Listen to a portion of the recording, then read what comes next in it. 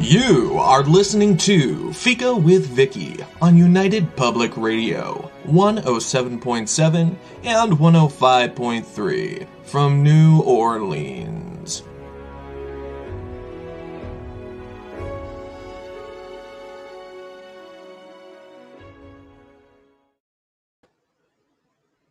Hello, everyone, and welcome to Fika.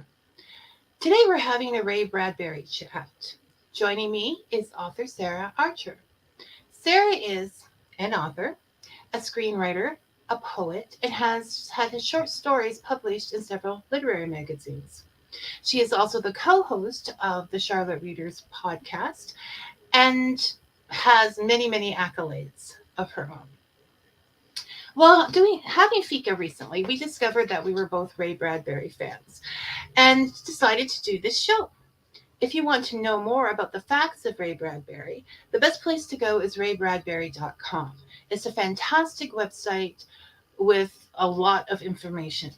But I'm just going to quote this from there and we'll get started. Ray Bradbury's contribution to the literary landscape and our collective imagination made him one of the best-known writers of our time. As a master storyteller, space-age visionary, champion of creative freedom, and guardian of the human heart, he has been embraced by millions across many generations and all walks of life. So, I'm excited to hear your thoughts on Mr. Bradbury, Sarah, and welcome to Fika.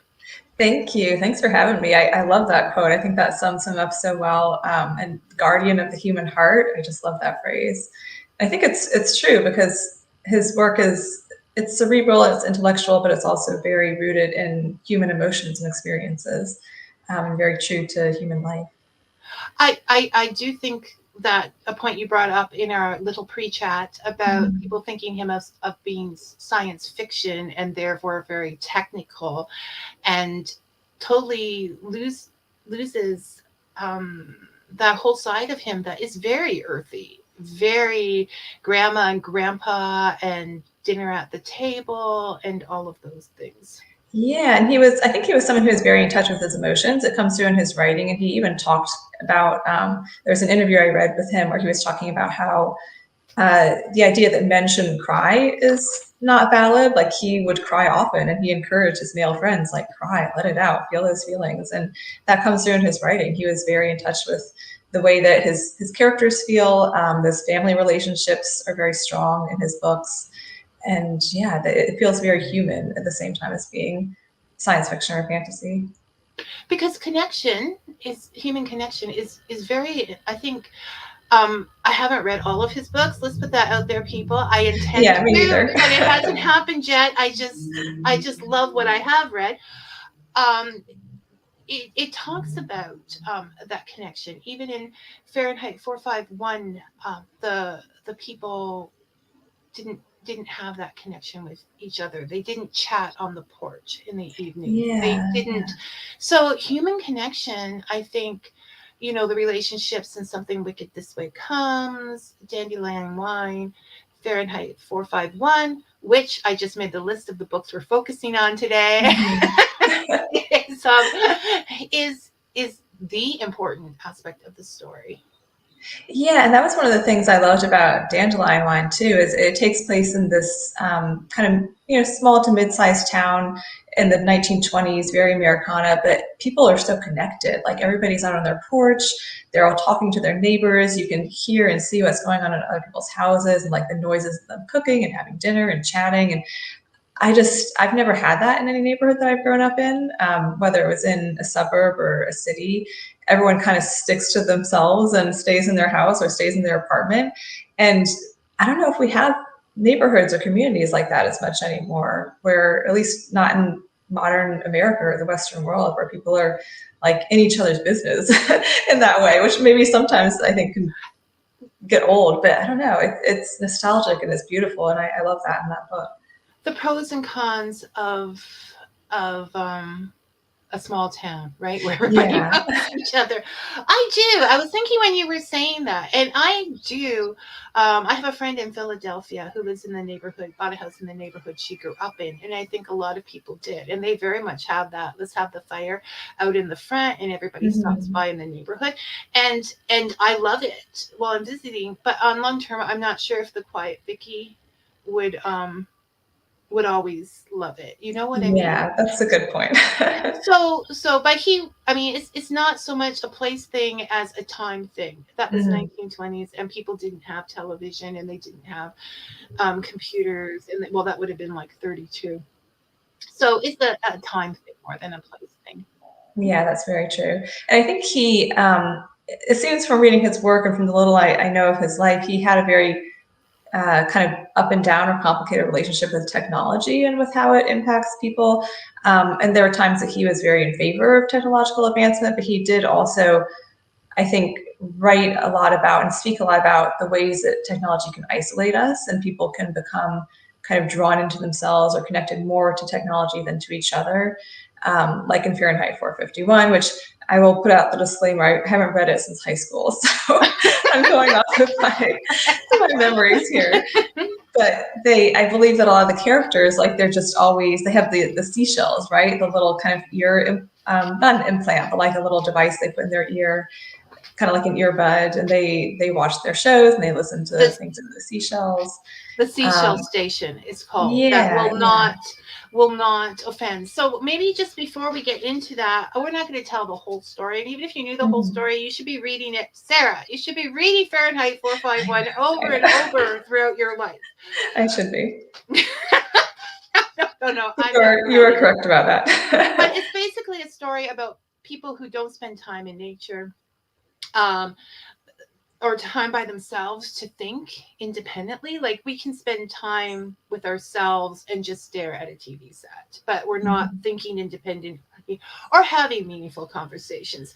Instead, they watch excessive amounts of television and they have the seashell sets in their heads. So I think mostly it's about being able to that connection of meaningful conversations, not just being there. And yes, I have a lot of theories on Brian has a comment. Okay, Brian, you have a point there. What looks wonderful from the outside. Not all neighborhoods are worthy of nostalgia. I suspect Ray and other writers wrote about idealized places. Now, first of all, in explaining Brian, we have to remember that he's a bit cynical. But it is a good point. Like, not all of us have that background to write on, and people do tend to. Although Dandelion Wine is specifically about not having nostalgia and sentiment about your youth.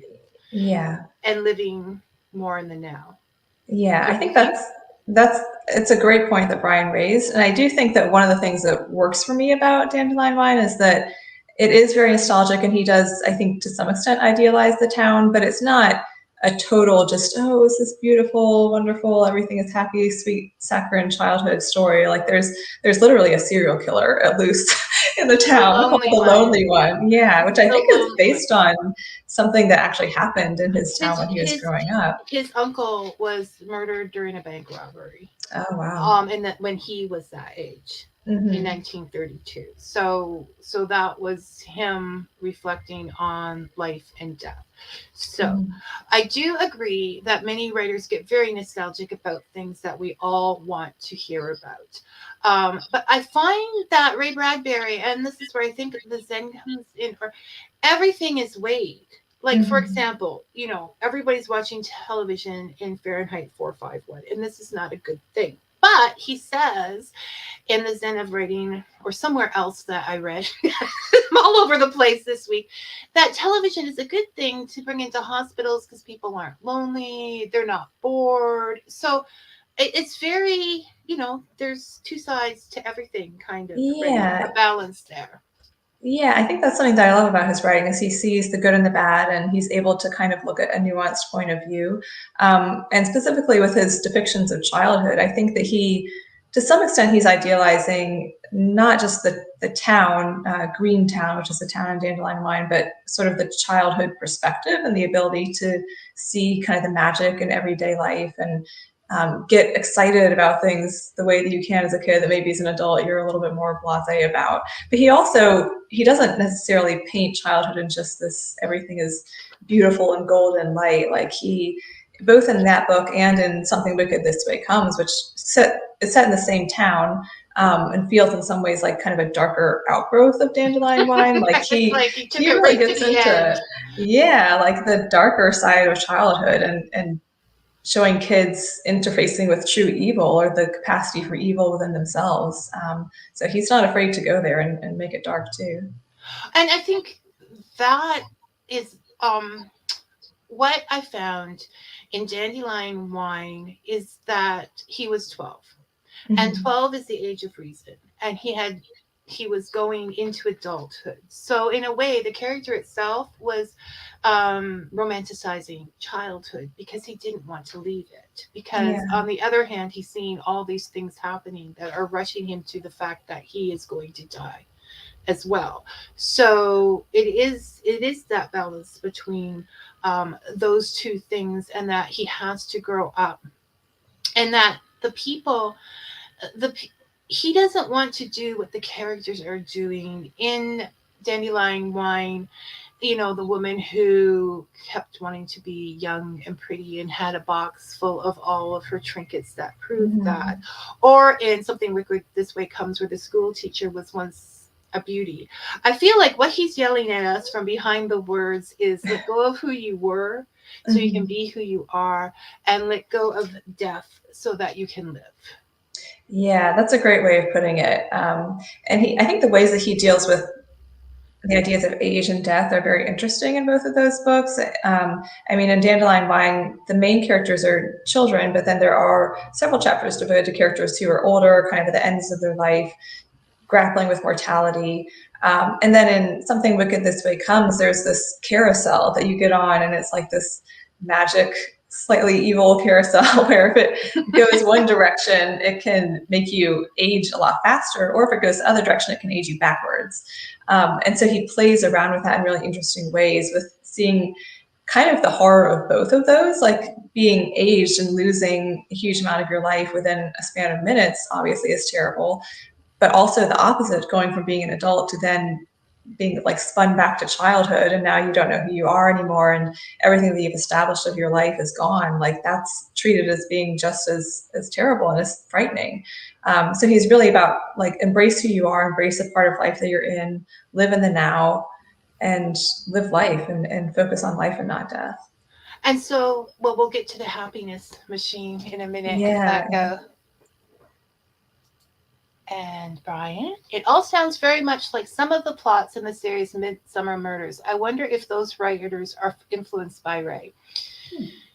I'm going to say, well, you won't say that you were, Brian, but I think if you read Ray Bradbury, he inspires you to write. So I think most writers who've read him are inspired, if not influenced. Don't you think? I would think so. Yeah. I mean, even for me, it's been years since I've read any of his work. So I was really glad that you suggested this. It's been a great opportunity to dive back in and reread some things, but also read some new work by him. But I've definitely been feeling inspired. And I think also just inspired by the way that he uses language. Like he was known primarily as a sci-fi and fantasy writer, but even looking at something like Dandelion Wine, where it's much more grounded and there's not kind of a big high concept premise behind it, just the power of his prose itself and his descriptions and the way that he talks about human feelings and experiences, and just describing even little everyday things in his own unique way. It makes it all so good and so compelling. And so I think it makes me think as a writer, like I don't have to worry as much about having the perfect premise or the most amazing, engaging idea. Like I can also just focus on the language itself, and that can be enough. Well, it's like the beginning of Something Wicked This Way Comes, which I've mostly watched instead of reading. But since Ray Bradbury wrote the screenplay and said it was the closest thing to anything he had written that was ever done, I feel justified in doing that. Okay, boys and girls? So, So at the beginning of that book, like or the movie, I can't remember the book. It's been so long, but just October was a rare month for boys, and and you can just that one line. Like when I read, I think boys, girls, whatever you want to, put in that thing, but it's just that one line says it all Yeah, because yeah. it's carnivals and fields of pumpkins and just describing. He has a very clear to your heart manner of describing things. Yeah, he's able to describe. It was interesting too, reading those two books back to back, because I read Dandelion Wine, and then like a few days later, I started reading Something Wicked This Way Comes, and they really do pair together well. And they're talking about the same town and a lot of the same sorts of ideas, but in a very different way. And he's able to sort of calibrate his descriptions to give a totally different feeling to the two. Like I actually, if you want, I pulled up a couple of paragraphs, like one from each that I thought were interesting to compare. Let me see. So in Dandelion Wine, so there's a chapter about a trolley in the town where it's like this wonderful trolley that the kids love. They love riding around on, but now it's about to be decommissioned to bring in a bus system instead. And so the kids are kind of sad about that. And there's a chapter where they're sort of riding the trolley for the last time. But I wanted to read the way that he describes the trolley, because I just think it's so beautiful. He says, "The first light on the roof outside, very early morning. The leaves on all the trees tremble with a soft awakening to any breeze the dawn may offer. And then, far off, around a curve of silver track, comes the trolley, balanced on four small steel blue wheels, and it is painted the color of tangerines.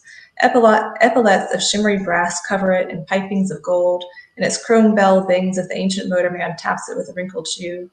The numerals on the trolley's front and sides are bright as lemons. Within, its seats prickle with cool green moss. Something like a buggy whip flings up from its roof to brush the spider thread high in the passing trees from which it takes its juice. From every window blows an incense, the all-pervasive blue and secret smell of summer storms and lightning."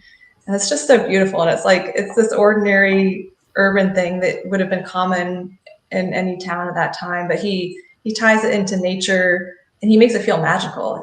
It's the way that a kid would look at a trolley, I think. Right, and the way the antagonist, I'm not going to remember people's names. What was his name? Jim? No, that wasn't Jim. Well, in Something Wicked This Way Comes, it was it was Douglas and Tom, I think, in Dandelion Wine, and then Jim and Will in Something Wicked This Way Comes. So Douglas. I think he wrote from, even when he described, he still did it sort of through Douglas's eyes. Do you think that's a thing? I think so. I mean, it's not a book that has like a really one clear narrative thread. It's almost more like a series of vignettes. So Douglas is kind of the main character, but he jumps around some, and he has chapters where Douglas doesn't really show up, and it's more about different adult characters. Like there's one that I loved that was kind of funny about this woman who's accusing another woman in town of being a witch. Like they're both competing to get, it's like some kind of town council position or something. And there's this woman who, she's very like clumsy and accident prone. And so she's always hurting herself. And people don't really like her. So she goes up for this position every year and never gets elected. But she blames all of her problems on this other woman and says that she's a witch, and she's like, stabbing a voodoo doll to make everything bad happen to her. So that was a chapter that I think was much more just about like the adults and the ways that they deal with each other. But yeah, I think the way that he describes just the town in general, it does feel like it's from that kind of child's point of view where everything is a little bit heightened. And pulled Tom, the brother, into it, trying to figure out, what is going on. But the adults told me, I need to do this, so I need to do this. Yeah, right? Yeah. You have very little control over what's happening with, what are the grown-ups doing now. But that's true. That was one of my favorite chapters. And as well as he is known to be a short story writer, and many of these books started out as short stories and then were expanded. So it's I could see that happening. And what does the clever Brian have to say now?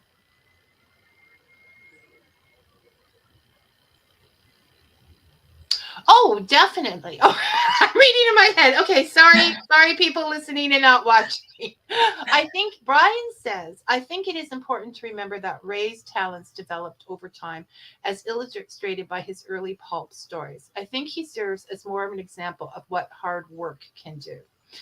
And that I agree with. Mhm. I'll send the chair to Sarah in a second. I mean, he says he wrote every day for 10 years before he Mhm. wrote something good. Wow. He just got up and wrote 1,000 words every every day, and because he was bound and bent to be a writer, and that would make him live forever. And he does. So, Brian, surprise, surprise, on this day, I agree with you, but I also think he's an inspiration. So, Mhm. you know, Yeah, I think Sarah? that is a great point from Brian, and I'm sure that Ray had just natural talent too to some degree, but it seems like he was somebody who really worked at it. Like he was self-educated. I think he graduated high school during the Depression, so he didn't have money to go to college, so he went to the library instead. And I think he said for about 20 years, like 2 to 3 days a week, he would just go to the library and read. So he was constantly reading. He wrote every day. He actually I read an anecdote or a quote from him about how he got into the habit of reading every day. I think he said when he was a kid, he went to a carnival, and there was this performer there called Mr. Electrico, which, if you've read Something Wicked This Way Comes, is a familiar name. And the guy like touched him with an electric sword or something and told him like you will live forever. And he felt somehow very changed and inspired in that moment. And he started writing every day at that point, and he just kept up the habit. And so, yeah, I think it's a good example of just putting in the work, and also kind of nice to know that like he wasn't just fully formed as a genius right out of the gate. I think he He was could a develop genius. too. Yeah, I think he was a genius at life. I Hmm. think, I mean, he was a winner of life and just following what he does. But yes, writing takes time and talent. And for anyone out there, you're not just going to sit down and write. Um, Something you have to you the first one's not going to be great, okay. Hmm. You keep, what was it was Neil Gaiman that was saying his one story, oh, the cemetery, the graveyard, the graveyard where the little girl's born. Anyways, he said he had that idea over several years, and he kept trying to write it and putting it back till he became a better writer. Hmm. And you're like, okay. Not worthy. But ever. Yeah, exactly.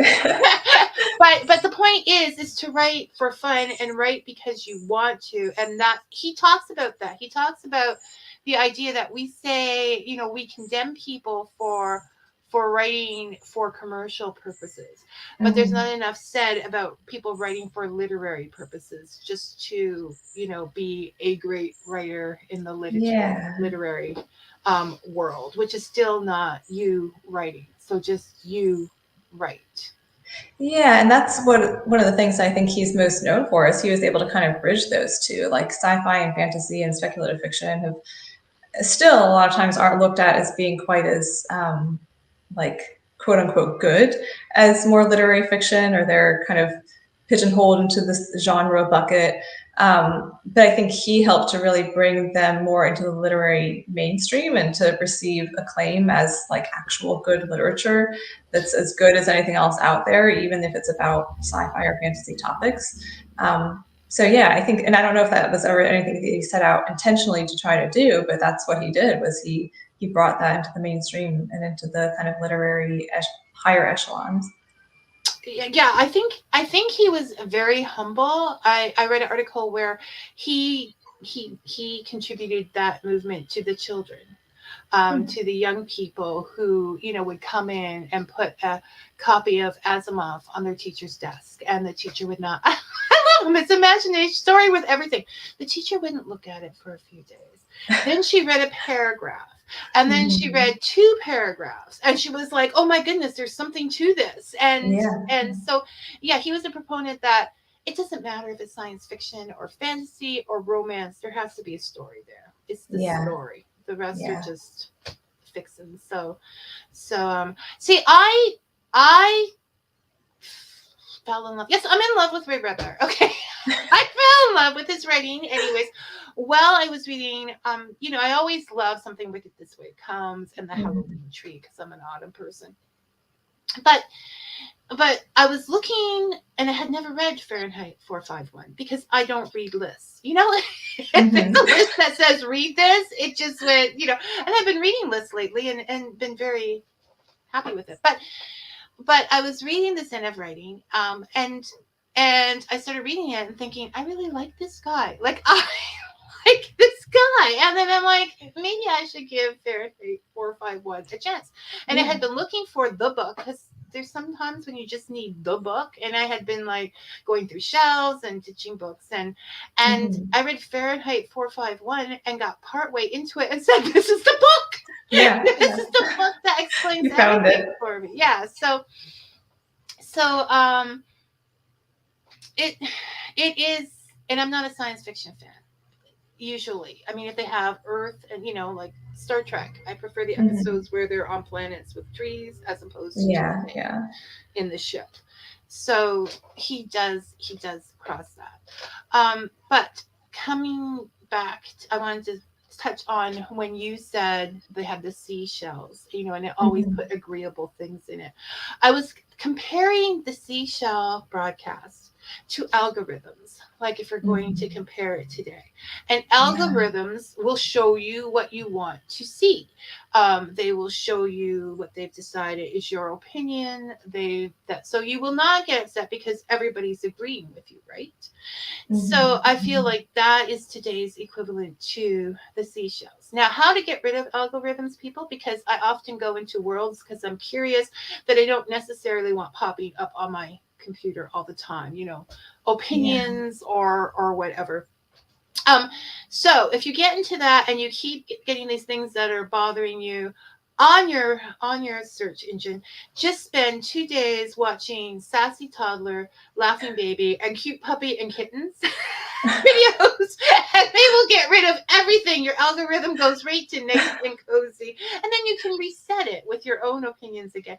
But it's a great tip. I'm gonna have to try that. So you can clear out the seashell radio station and get like a more worldly perspective. Yeah, algorithm detox. Yeah. On that, because we don't want to end up in that world. So about Fahrenheit 451, I just think it was written in 1953, and it relates so much to today. I can't even like everybody. So everybody is being offended by books in some way right now. Everybody. Like, I mean, well, not everybody, but if you choose one of the apparent only two sides in the world to choose. Because everybody has to fit into one of two camps, right? Right. There's a lot of other, in between ground. There's this place called Gray, where some of us live very happily, and we can. That's not allowed these days. Right. So in this world where they take away the books because that is the only solution they find to stopping this, like that he wrote about all of this. So many years ago, 1953, and it's now 70 odd years. It just amazes me because who would have thought, books were supposed to be the place of ideas and reading something you don't like so that you can see the other person's perspective. Yeah, I think that it's so valuable to, we should read things that we disagree with. We should watch or hear or listen to things that we disagree with. You have to be exposed to other ideas. And I mean, maybe for children, they're more vulnerable to being influenced or something like that. But as a functioning adult, you should be able to be exposed to a variety of ideas and assess them rationally and have your own opinion. And you can agree with parts and disagree with other parts and have some nuance about it. And it just feels like we're more and more losing that capacity to disagree with each other in a civil or balanced way.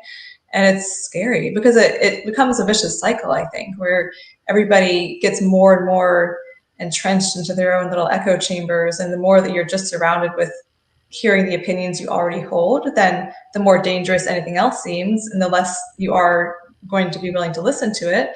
And then we just get into situations where it's like, no, everything has to be banned that doesn't fit my perspective. And so then we have a Fahrenheit 451 situation, because nobody wants to be unhappy. Nobody wants to be uncomfortable. Nobody wants to write that thing that is going to be criticized unless they stay in their little group. I mean, it's the sort, it just, it just write respectfully, write kindly, but write, what you see. Like, be kind, but be honest too. Yes. And be honest in a unafraid. kind way. You don't have to be blamed. I mean, your characters may be. That's another thing that people get confused.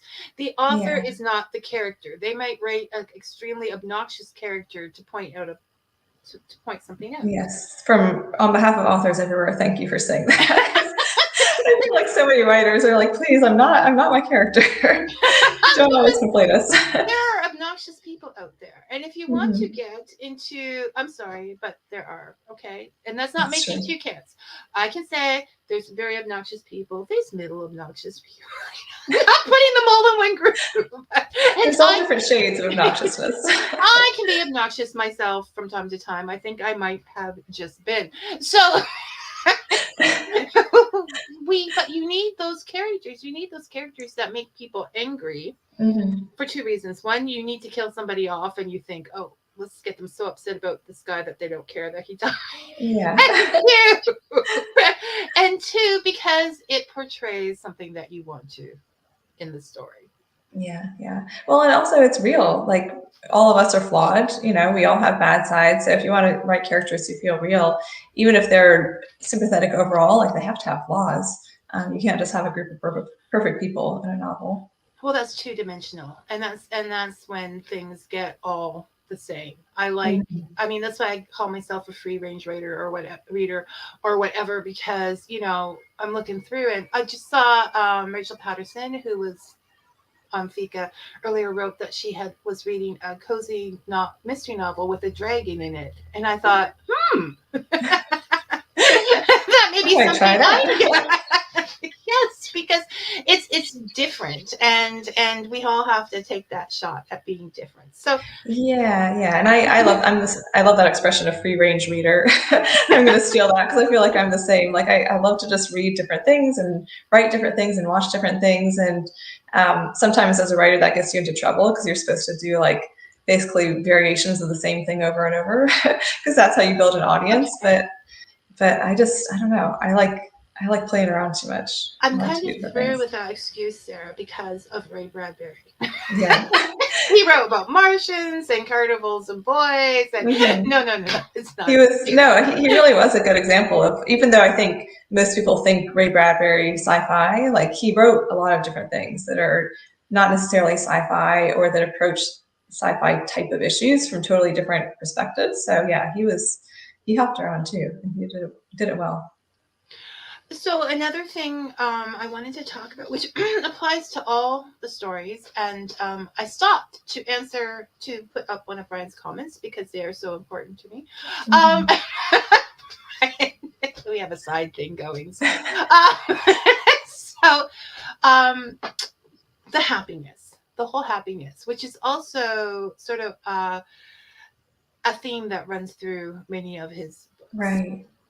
So the reason they took the books away in Fahrenheit 451 is so people wouldn't be unhappy, so that nobody would think that they were smarter. Without books, one person cannot be more or less intelligent than another person, because apparently reading books makes you more intelligent than other people. I don't know. Pretty dangerous. I don't know. We're going into and then so therefore they incite anger, because people have that feeling that they have to choose between two sides. So this was their way of proposing happiness, to have everybody fed the same emotions, to be fed that this is what happiness is, to not question it whatsoever. And then in Dandelion Wine, and people couldn't be happy because they were holding on to the past. But one of the gentlemen actually, Doug, this encouraged him to build a happiness machine. Mm-hmm. And when he started building that, he started to think about what happiness is, and the machine actually blew up because you can't dissect Yeah. happiness. Well, he also, I think, so he builds this machine and he puts, like, you go inside it and you can watch videos of like beautiful cities around the world or people dancing, and you hear music and you smell lovely smells and all this stuff. And his wife goes in the machine, and I think she comes out crying, right? Because she's like, oh, well, I'm never going to go to Paris. I'm never going to go to Rome. I'm never going to be able to do this stuff. Or I danced like that years ago, but I'm not doing that now. So it's like you can't, if you try to force yourself to be happy, you're just going to think about things that you don't have almost. Like by chasing it, you lose it.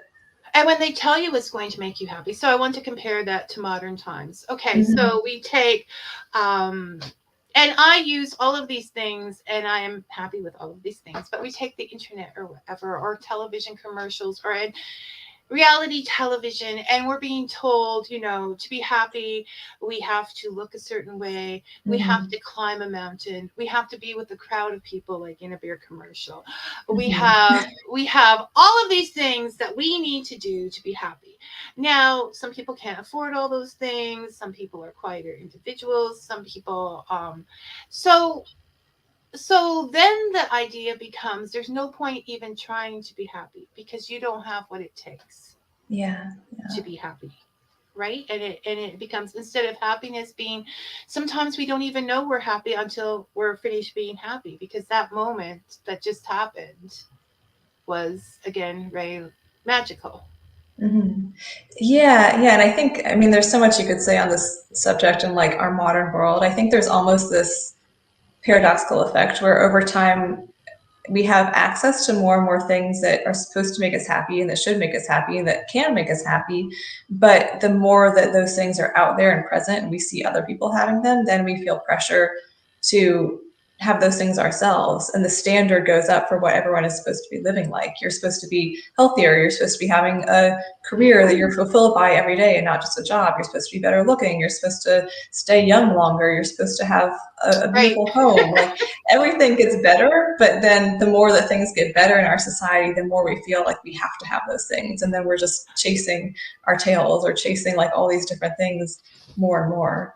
And so we're kind of spread thin. Reno shows, okay? Reno shows and decorating shows. One day I just looked at the television and said, I am a person even if I don't have granite countertops. Yes. Because they make not having granite tops. Like, look at this house. It doesn't have granite countertops. How did they live? I don't know. These peasants. Yes. And so I think, okay, I stop at that point and say, maybe just let it go for a little while, Vicky, because apparently this is getting to you. Right? Yeah. Popped into your head. So, but there's people out there who haven't realized that thought is in their head, right? Because they're told, once I get granite countertops, I will be happy. Mm-hmm. Well, and I think also it's really interesting in Bradbury's work to look at like what happiness actually means, because I think in the beginning of Fahrenheit 451, if I remember correctly, the main character Guy Montag, so he meets this teenage girl, and she asks him at the end of their first conversation, "Are you happy?" And he kind of realizes in that moment, like, "Oh, I'm actually not, and I haven't been thinking about that."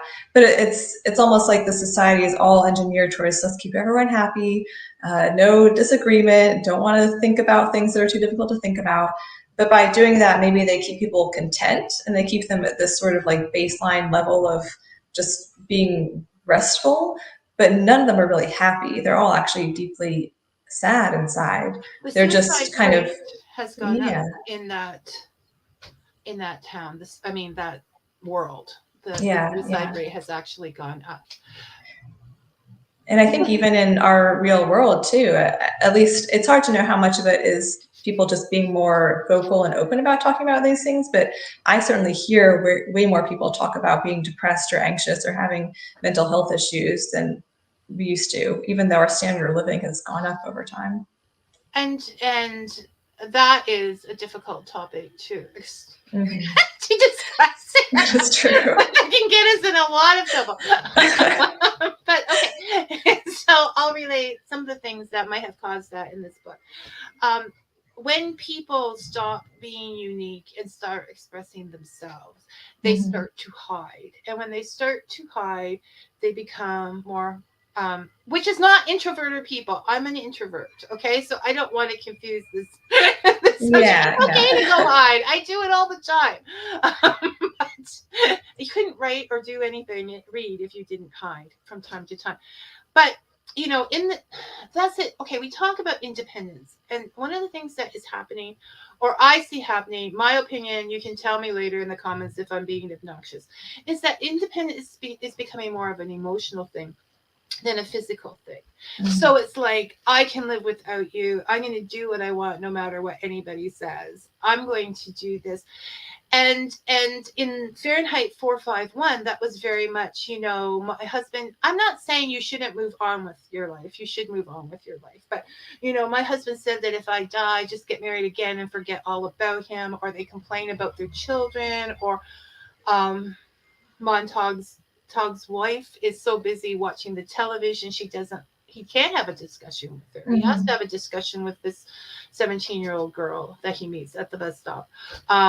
Because, or wherever they meet, I can't say that exactly, because there is no discussing, there's no exchanging of ideas, or I really like that, Yeah. because they're being told what they like, and they're being told what makes them happy, and they can't.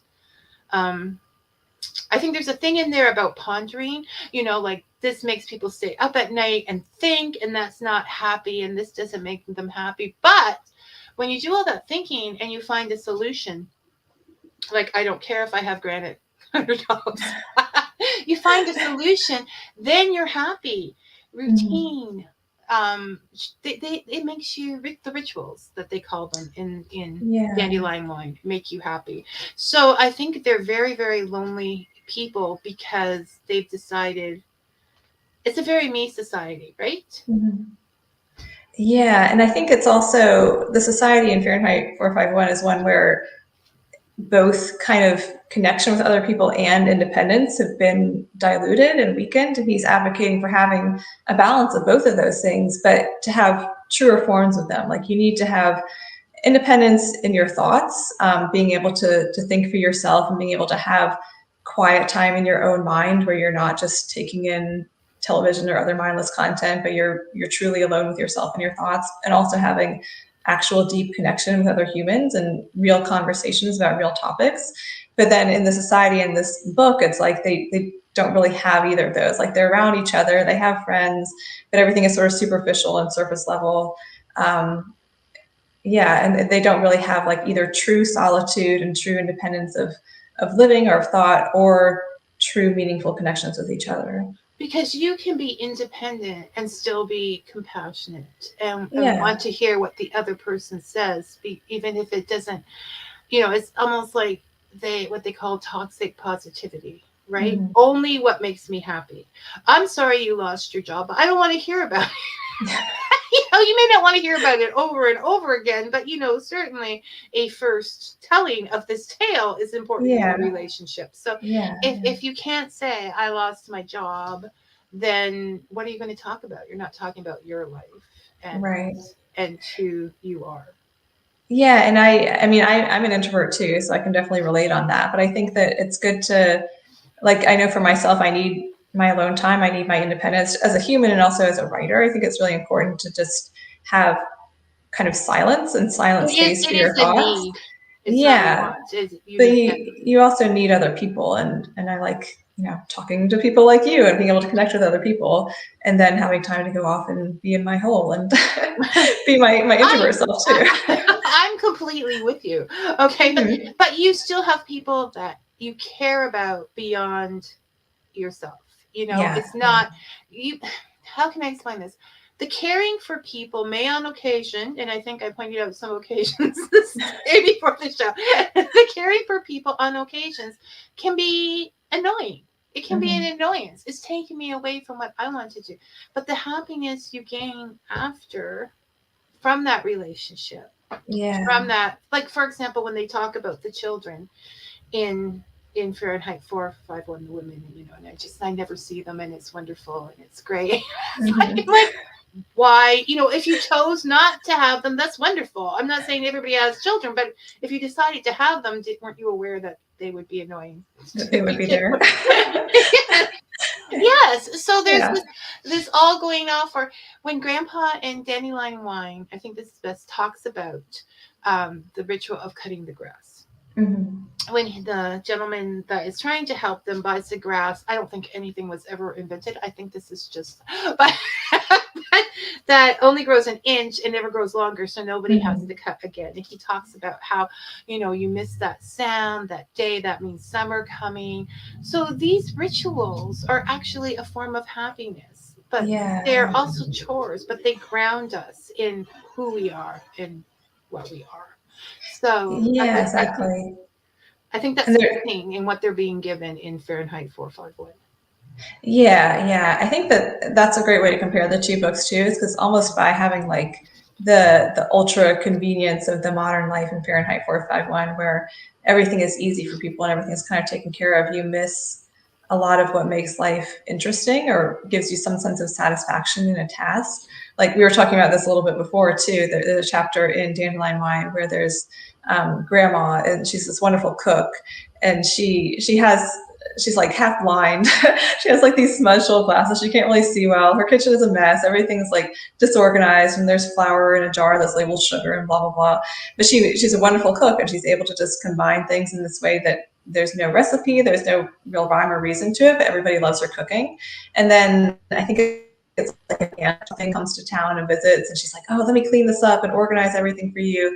And she organizes the whole kitchen and gets her like cookbooks, and then her food is just And not as gets her good. new glasses so she can see Yeah, clearly, and yeah. somehow the magic is gone. Yeah, you need that a little bit of messiness to life. Yes, definitely. And so I think if we're comparing the two worlds, Fahrenheit 451 and now, and what it can say to us, is that we need a little messiness in our life. Mm-hmm. We can't, all the pictures we see that are perfect, there's always something a little scary about constant perfect pictures, right? Yeah, What is yeah, going on behind those pictures? What is, because it's not I'm real, just right? maybe, right. Like, okay, but yeah, try that out on, a regular family or whatever, or this Mm-hmm. recipe, nobody in my house is going to eat it. I'm sorry. It may be healthy and it may be perfect, but it's not going to happen. Yeah. So yes, so we need to take that in as we're being fed our emotions on, who is perfect for that. Okay, the people in Fahrenheit 451 were actually being fed emotions, right? Mm-hmm. If the people on the television laughed, they laughed. The program ceased to have stories and were just emotions put out there. Yeah. So Sounds like TikTok. I haven't watched TikTok, so I'm Yeah, like, I'm I not in that avoid one. it, but yeah. The Facebook reels, I think, are probably just, the same. Yeah, for sure. But we're going to take a little man that makes me very happy right now, Grogu. If you're a Star Wars fan, if you're on Facebook, you have had to have the memes. So what I realized today, and I love him, I really do, but Grogu could run the world because he's made with those big eyes and those ears that twitch like quizzically or whatever, so that if he's happy, you feel happy. If Grogu is sad, you feel sad. It's Yeah. just like this reflection that is happening to you. So, Grogu is wonderful. Don't trust him. No, but but He's it's made to manipulate your emotions. it's the beginning. No, I'm not that conspiracy minded, but I just think he's a magnificent merch, like selling point. Like they really knew Mm-hmm. what they did when they created him. But yes, our emotions are changed. It's a way, I mean, that's the extreme case. But this story makes me happy, even down to the point that if you're picking out an emoji, how many other people have put hearts or carried things, or what Yeah, what yeah. feeling should I be presenting in front of this one singular Facebook post? And why don't they have a don't like button? So Yeah. it's there is like we are becoming emotional people rather than because we sit there having to deal with our emotions all day over how we're going to address this Facebook post. Mm-hmm. Or it has become, and emotions are important. I was the first person out there many, many years ago saying we have to get out there and we have to share our stories and we have to share our emotions. But maybe on some days now I'm like, okay, can we stop just for a Yeah. minute?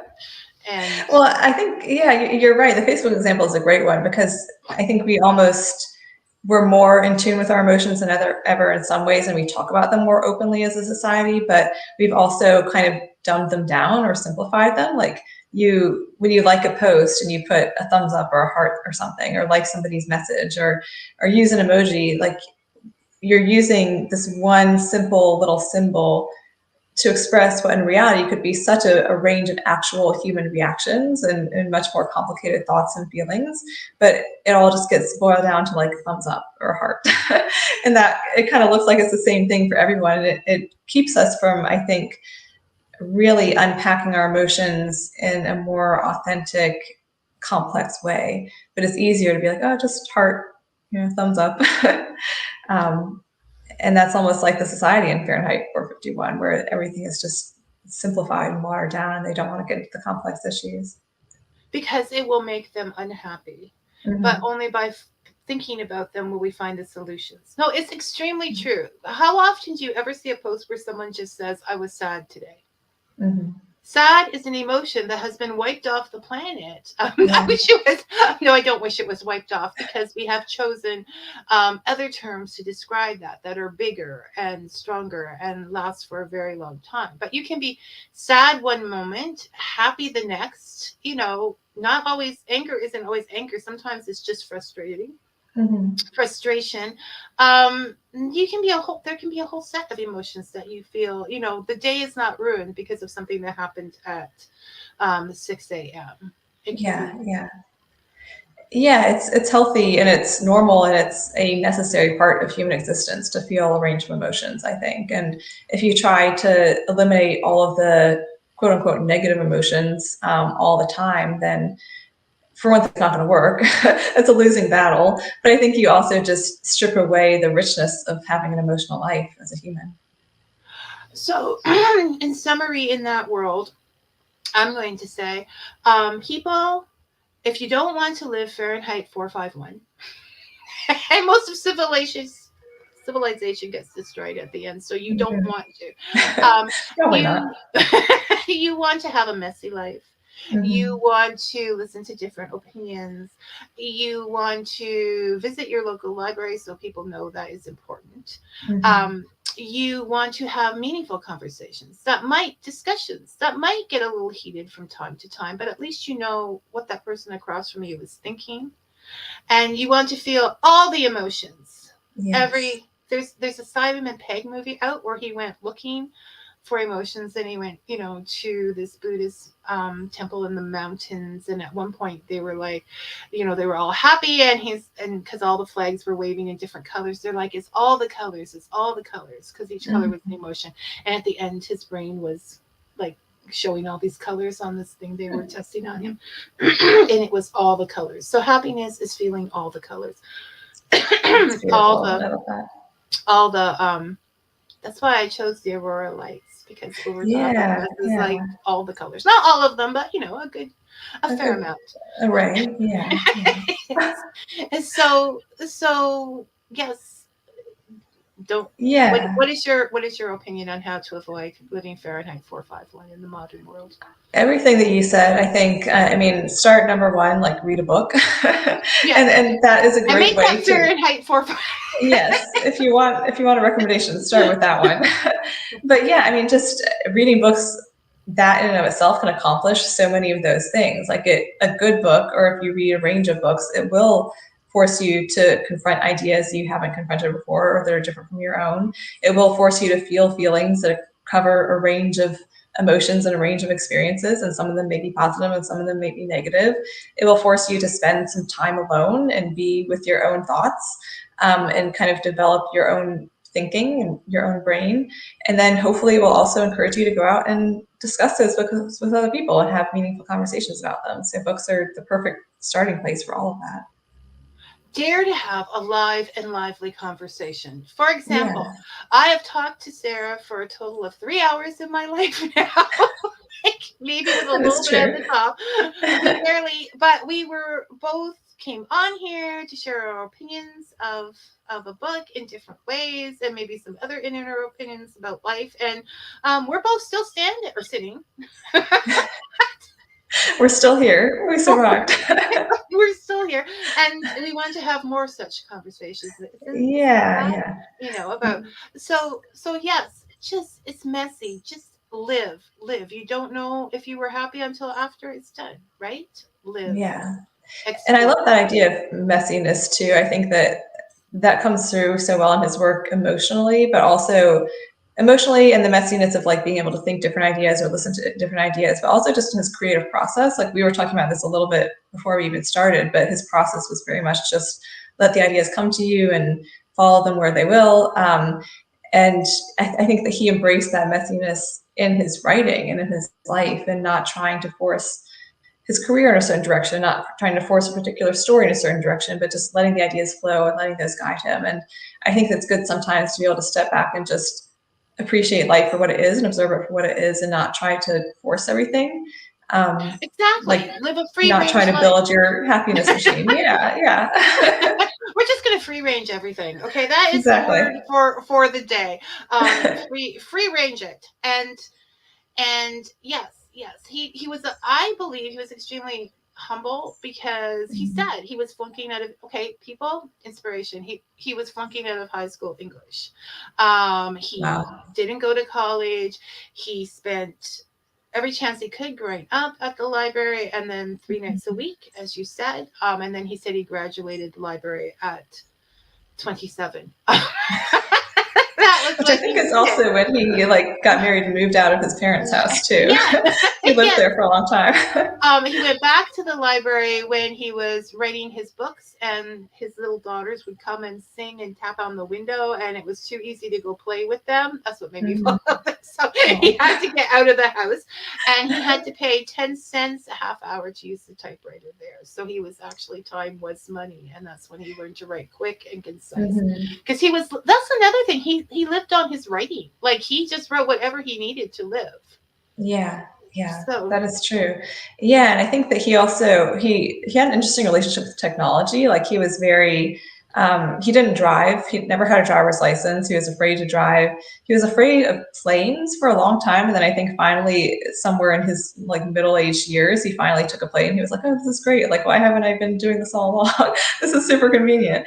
But yeah, even though he was sort of like a eccentric person in some ways, he was a very involved person. He loved his family. He was involved in his community. He did fiction, screenwriting, spoke to NASA, consulted for different communities on like public transportation, like was a big advocate of public libraries. I mean, he was all over the place and just lived a full range of experiences in his life. So yeah, no, he was just Ray Bradbury. There's no other words to Yeah. describe him, right? Yeah.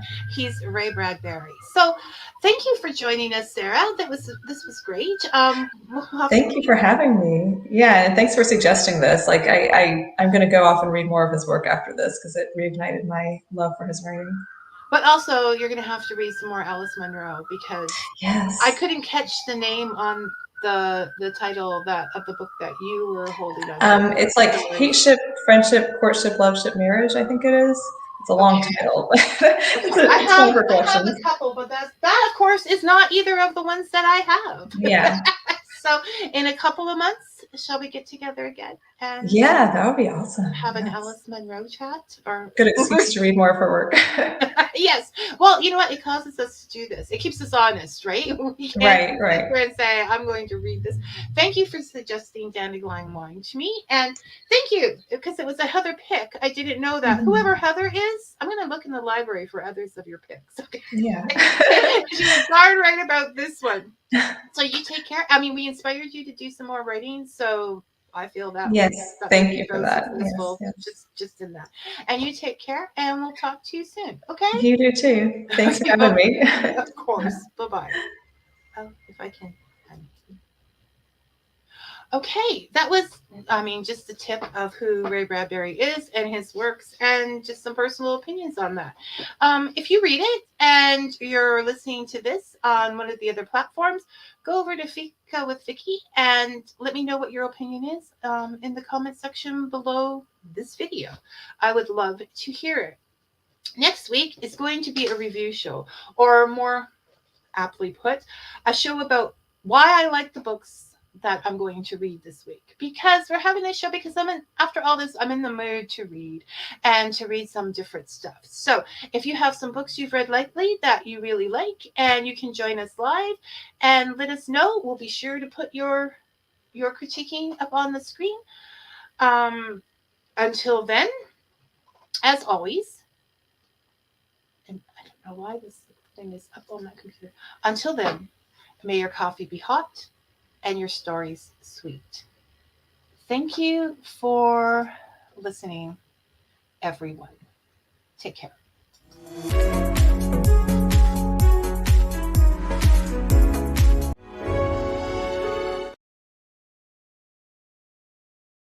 Okay, we're